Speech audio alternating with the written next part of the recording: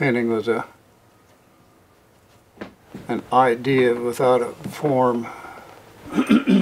There's a red dot every place I've lived. I was born there, and then we went to Sausalito, and then Larkspur, and then Folsom up there, boys. And now I live here, and I've lived 3 places on this hill.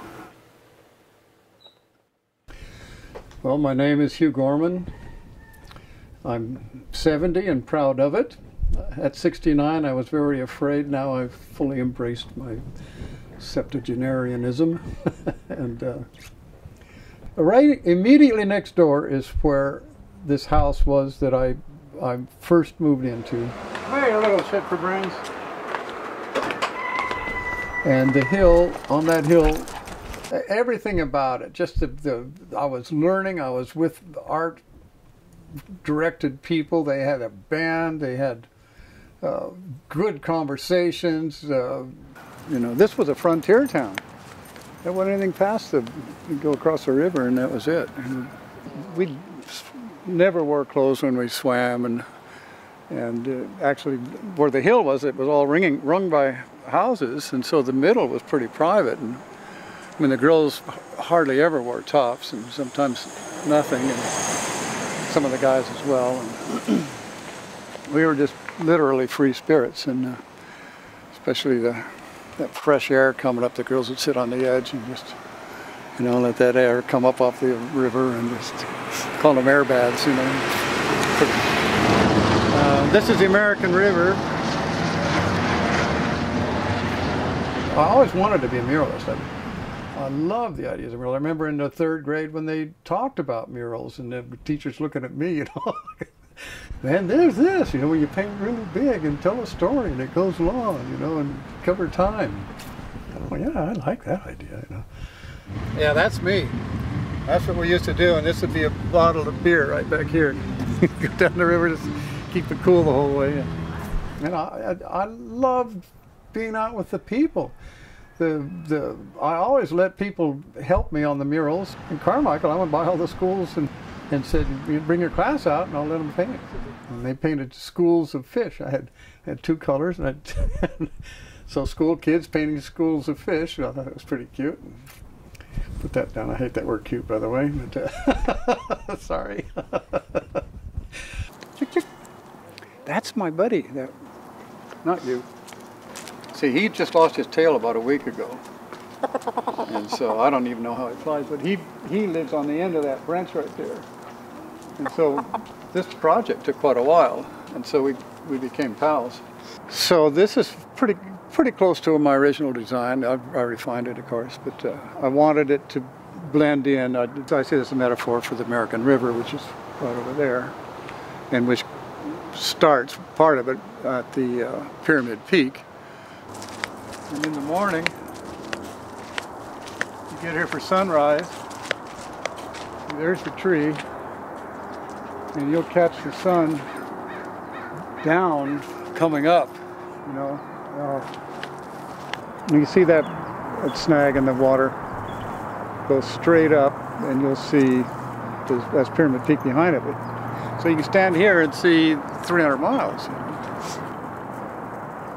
So this goes from the beginning of a day and the beginning of a year and follows the sun. And so on the other end is the end of the day and the end of the year. So this is dawn in January and dusk in December.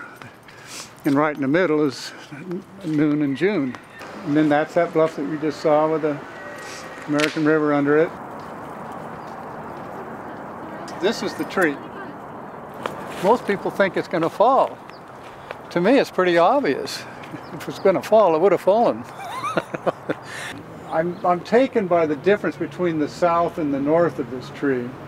The south is so abundant and flowing and, you know, loving life, loving the sun. And the north side is all tight and crunchy and, you know, just surviving without. So it's a real expressive tree. This is the mosaic of that tree. The rocks that are the leaves, I put a covering on top of the rocks and gave them to the kids at school and said, draw something on there. and I'll sandblast it and make it into a, you know, an etched piece that'll last forever. I'll show you my favorite one. This is the bridge going across the river. These are the salmon going down the river. This is the sun. This is why it gets so good. He's so high up and he's looking straight down. And just imagine the mind that he's got. And he's on the other, he's past the sun, looking down from on the other side of the sun. That's my favorite one. The process in a mural is wonderful. There were people, there was one lady that there was a bus stop next to that mural, and she was stopped there to catch the bus, even though she could have, or she had a closer stop. And she would come over and she would look at it and she would cry. And then also a guy came by and asked me questions about what I was doing, and the next thing I know, the Sacramento County Historical Society says, I want you to come to a meeting. And I come to the meeting and they say, we were so taken with your mural, and there is no category to give you an award, so we've invented one just for you. I'm on the map, literally. They made a map and put me on it. There's Daniel Carmichael here and Hugh Gorman here and their map. And so this would be November. Here's December, dusk, and that's the very end. And I saw the end. I thought of the end as maybe being like the beginning, and maybe we're going to go back to being like the Indians, because they seem to be the only ones that had a lifestyle that was sustainable. So that, or we went so far, let's clear back to another beginning. You can see it any way you want.